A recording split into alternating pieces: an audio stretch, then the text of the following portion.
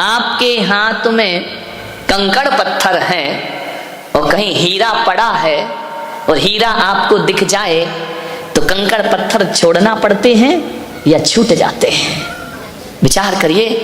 यदि हीरा मिल जाए तो फिर ये नहीं कहना पड़ता कि कंकड़ पत्थर का त्याग कर रहा हूं, तुरंत कंकड़ पत्थर फेंकते हैं और आदमी हीरा उठा लिया करता है। एक बात बताइए, जब आप घर से चले, महावीर भवन आए, जिस रास्ते से आप चल करके आए, बताओ मेरे भाई, जैसे ही महावीर भवन आया, रास्ते का त्याग करना पड़ा या रास्ता अपने आप छूट जाया करता है? छोड़ना नहीं पड़ता, अपने आप छूट जाया करता है। तो जो भीतर का आनंद लेने लगता है, जो समाधि का आनंद लेने लगता है, जो भीतर के आत्म रमण करने लगता है, उसे विषय वासनाएं छोड़ना नहीं पड़ती, अपने आप छूट जाया।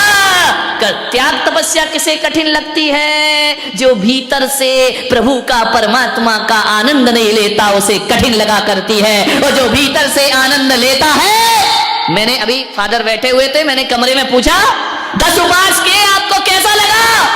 बोले जरूरत ही महसूस नहीं हुई, ना पानी की ना इसकी। तो मैंने कहा क्या लगता रहा?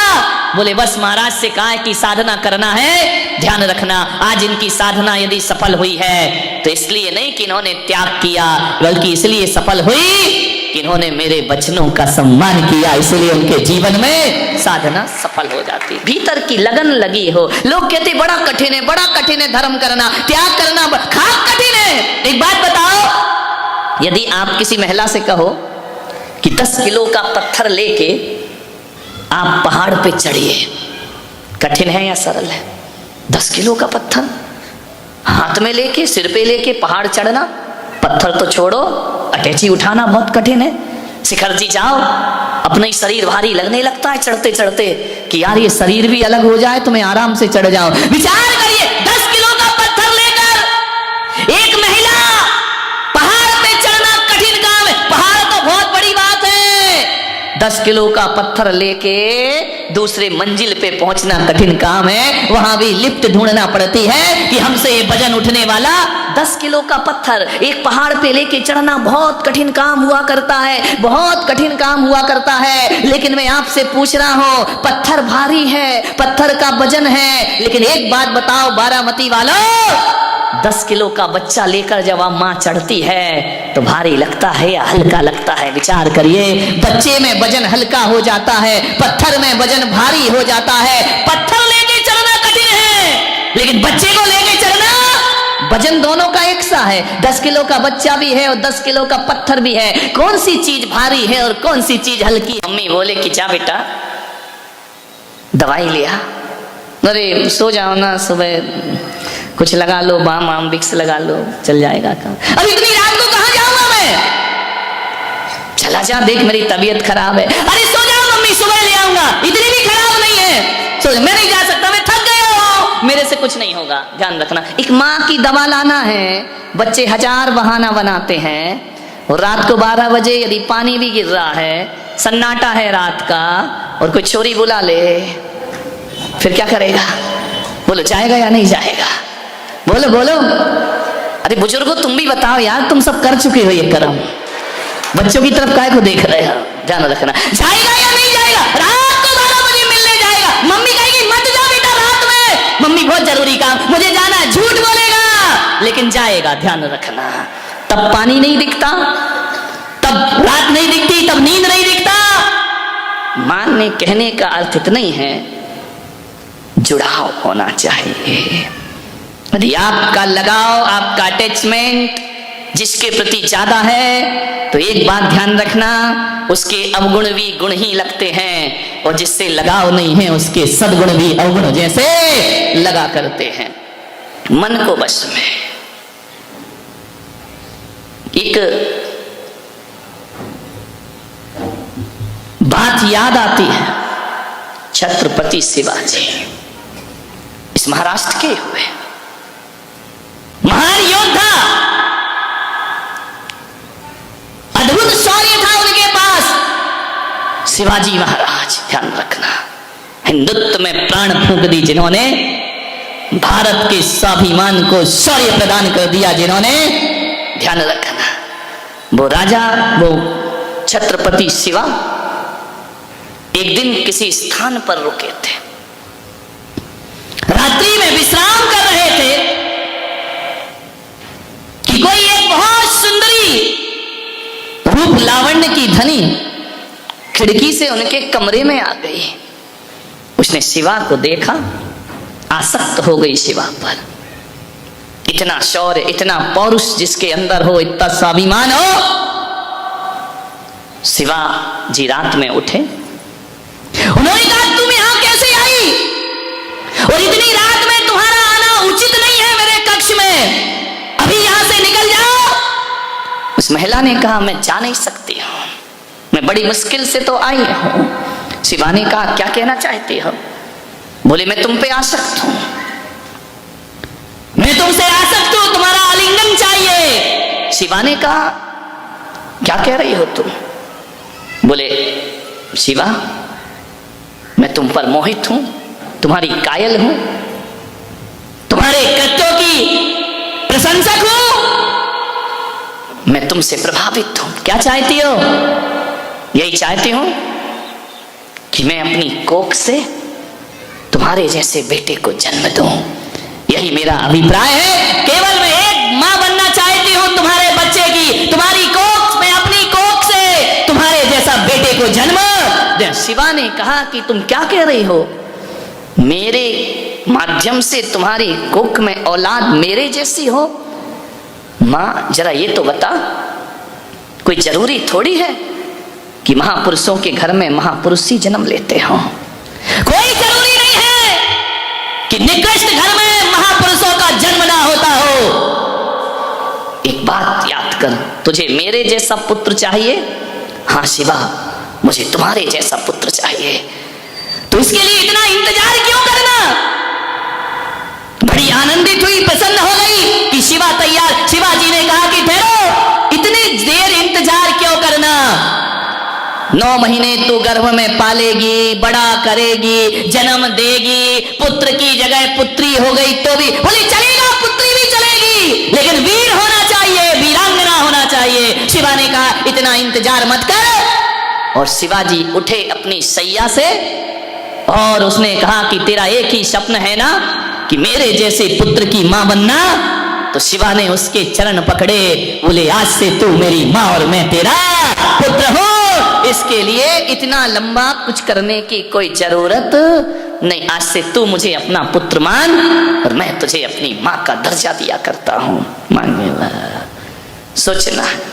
सुखदेव जी महाराज, कथा आती है भागवत में, श्रीमद्। चले जा रहे थे रास्ते से और जैसे ही रास्ते से गुजरे तो सुखदेव जी महाराज और उनके गुरु आगे आगे निकले। तालाब में, सरोवर में महिलाएं स्नान कर रही थी और जैसे ही 80 साल के गुरु निकले, महिलाओं ने अपने वस्त्र उठाए, तैर कर आई घाट पर, वस्त्र अपने तन को ढक लिया वस्त्रों से। गुरु निकल गए, पीछे पीछे 22 साल के यौवन को धारण किए सुखदेव जी महाराज निकले सुखदेव। महिलाएं स्नान करती रहीं, उन्होंने ना वस्त्र उठाए, ना उन्हें शर्म आई, ना उन्हें लाज आई। पूछा गया कि 80 साल के बूढ़े गुजरे तो तुमने वस्त्रों से शरीर को ढक लिया, और सुखदेव महाराज गुजरे 20 साल 22 साल का जवान, तो तुमने वस्त्र नहीं ढके। मालूम है उन महिलाओं ने कहा कि 80 साल के बूढ़े जब गुजरे तो उनकी आंखों पे पर्दा नहीं था, इसलिए हमने पर्दा कर लिया। और 22 साल का जब सुखदेव गुजरता है उसकी आंख में पर्दे थे, हमें पर्दा करने की कोई आवश्यकता और कोई जरूरत ना पड़ी।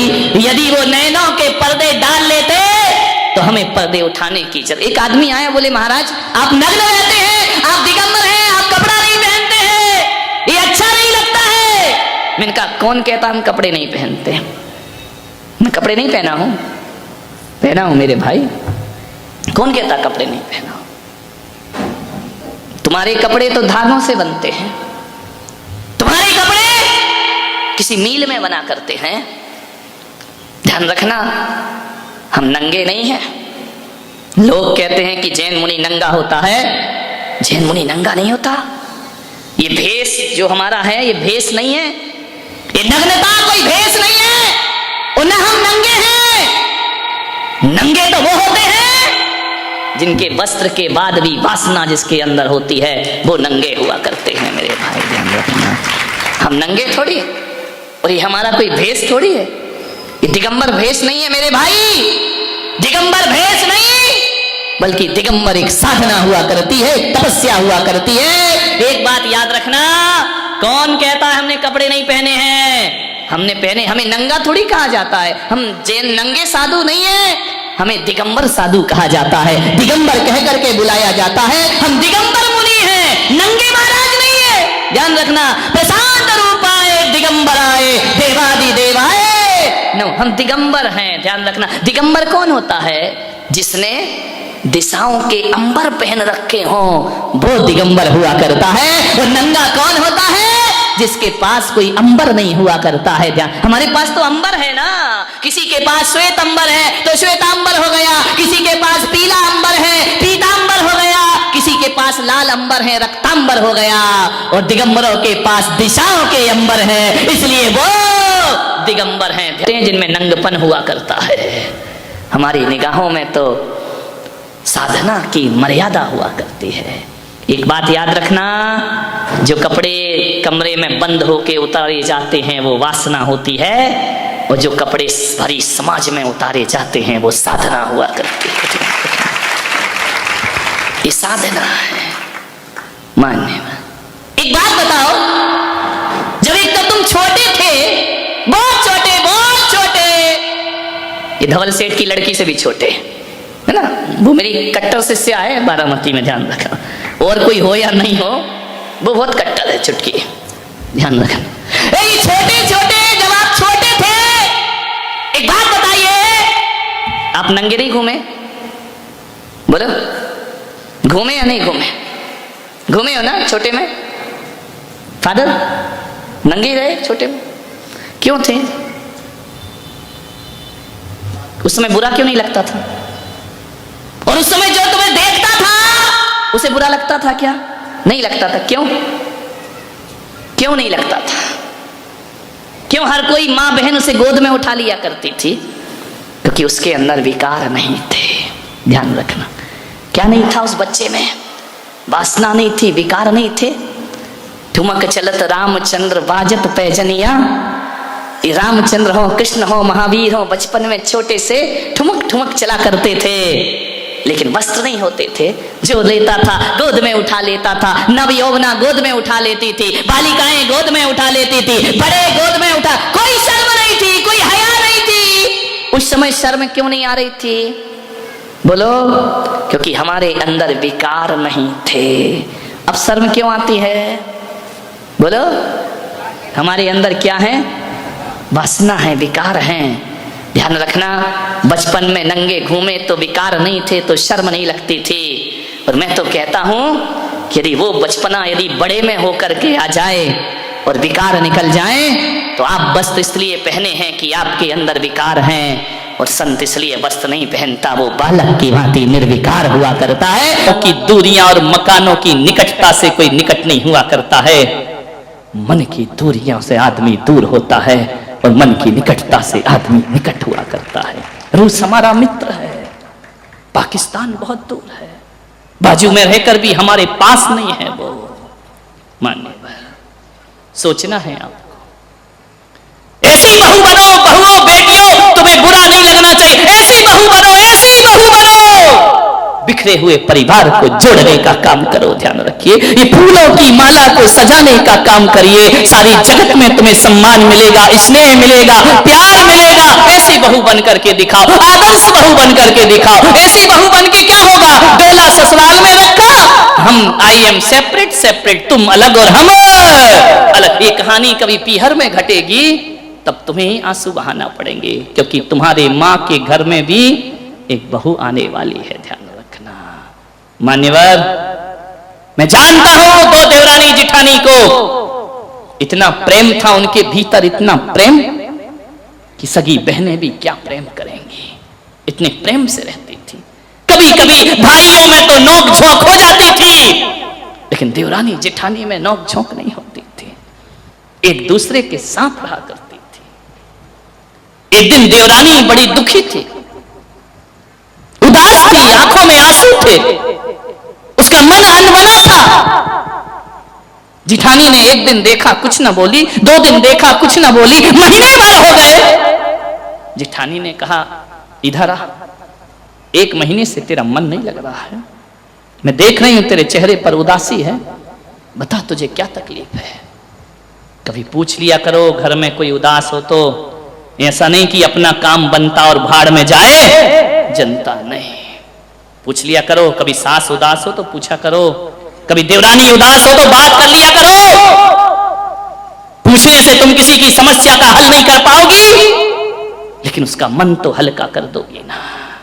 उसने पूछा बहन इधर आ, तुझे क्या तकलीफ है। बोले भाभी मैं क्या बताऊं।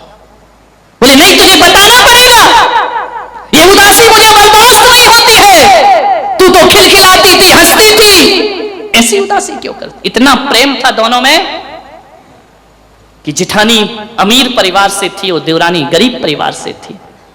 तीज त्योहार पर जिठानी के घर से महंगे महंगे कपड़े आते थे पीहर से, देवरानी के घर से नहीं आते थे, गरीब की बेटी थी। लेकिन उस जिठानी ने कभी अपनी पीहर की बड़ाई नहीं की। जो बहू ससुराल में पीहर की बड़ाई करती है, उसके ससुराल को उजड़ने में ज्यादा समय नहीं लगा करता है। ध्यान रखिए, जहां रहती हो वही तुम्हारा जीवन है। जब भी नई साड़ी आती थी उसके पीहर से, जानते हो ये छोटी छोटी बातें घरों को कैसे जोड़ती है। वह साड़ी लेती थी, बैठक रूम में बैठती थी और देवरानी से कहती थी बेटा 15 दिन ये साड़ी तू पहनना और तेरी उतरी साड़ी 15 दिन बाद मैं पहनूंगी।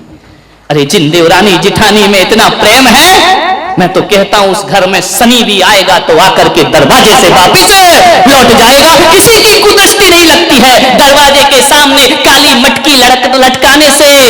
ऐसा नहीं कोई बुरी निगाहें तुम पर ना पड़े। मैं तो कहता हूं देवरानी जिठानी सास बहू इतने प्रेम से रहो, बुरी निगाहें खुद रिफ्लेक्ट होकर के वापस चली जाए और तुम्हारा घर मंदिर जैसा स्वर्ग बन जाए। पहले उसे पहनाती थी। उसने पूछा, समय हो रहा है, 4-5 मिनट में खत्म करता हूं। पूछा उसने क्यों उदास है तू। उसने कहा भाभी कि तुम्हारे देवर है ना, इनकी दुकान में बहुत घाटा लगा है, ये मुंह से कुछ नहीं बोलते हैं, सब कुछ बर्बाद हो गया है, जो जमा पूंजी थी वो भी खत्म हो गई। तो इसमें तू चिंता क्यों करती है। भाभी मैं जानती हूं तुम मेरा बहुत ध्यान रखती हो, लेकिन मुझे चिंता तो होगी ना। उनका व्यापार चौपट हो गया, उन्होंने कर्जा कर लिया है। जिठानी ने कहा तो कोई बात नहीं ना। इन्होंने कल रात को मुझे आत्महत्या करने तक की बात बोल दी है। वो भैया से कुछ नहीं कह पाते, आपसे कुछ नहीं कह पाते। भाभी ने कहा तू चिंता मत कर। गई अपने कमरे में पति के पास। हालांकि इतनी संपन्न नहीं थी वो ससुराल, उसकी तिजोरी में 10 लाख रुपए पड़े थे। उसने जाकर अपने पति से कहा कि वो जो 10 लाख रुपए पड़े हैं ना, वो छोटे को दे दो। पति ने कहा तू पागल है क्या, कैसे दे दो। जो भी करता है चौपट करता है, बर्बाद कर देता है। कितना तो मैंने उसे हेल्प किया है, कितनी मैंने उसे सहायता की है, हर बार बर्बाद करता है, कहां तक मैं उसकी हेल्प करूं। भाभी ने कहा रुक जाओ, एक बात ध्यान रखो, तुम बड़े भाई हो ना। तुमने एक बार व्यापार कराया, उसने चौपट कर दिया, दूसरी बार कराया तो उसने चौपट कर दिया। बोले अब नहीं दे सकता मैं उसे पैसा। उसने कहा यदि तुम्हारा बेटा 3 बार व्यापार चौपट करेगा तो क्या आप उसको पैसा नहीं दोगे। पति चुप हुआ। पति ने कहा तू पागल मत बन, ये जो 10 लाख रुपए रखे हैं ना, बेटे का डॉक्टरी में एडमिशन कराना है, मेडिकल में, मुझे वहां देना पड़ेंगे, उसका भविष्य बनाना है। मालूम है उस भाभी ने क्या कहा, सुनो ये 10 लाख उसे दे दो, छोटे भाई को। बोले वो बर्बाद कर देगा, वहां मेरे बेटे का भविष्य है। बोले देखो अपना मुन्ना 1 साल बाद मेडिकल कर लेगा, कुछ नहीं बिगड़ेगा, और यदि उसे नहीं दिए ना तो तुम्हारा भाई जिंदगी से हाथ धो बैठेगा। और किसी की जिंदगी से बड़ी कोई डॉक्टर की डिग्री नहीं हुआ करती है, किसी के जीवन से बड़ा कोई उपाधि नहीं होती, कोई बेकार है ये सब चीजें। यदि भाई हाथ से चला गया, मेरा निवेदन है कि यहाँ पे 10 लाख रुपए मेरे कहने से उसे दे दीजिए। मान्यवर, उस भाई ने कहा कि अभी तक मैं तुझे अपनी पत्नी समझता था, लेकिन आज लगा कि तू पत्नी नहीं, तू साक्षात देवी मेरे घर में आई है, मेरे घर को बसाने वाली।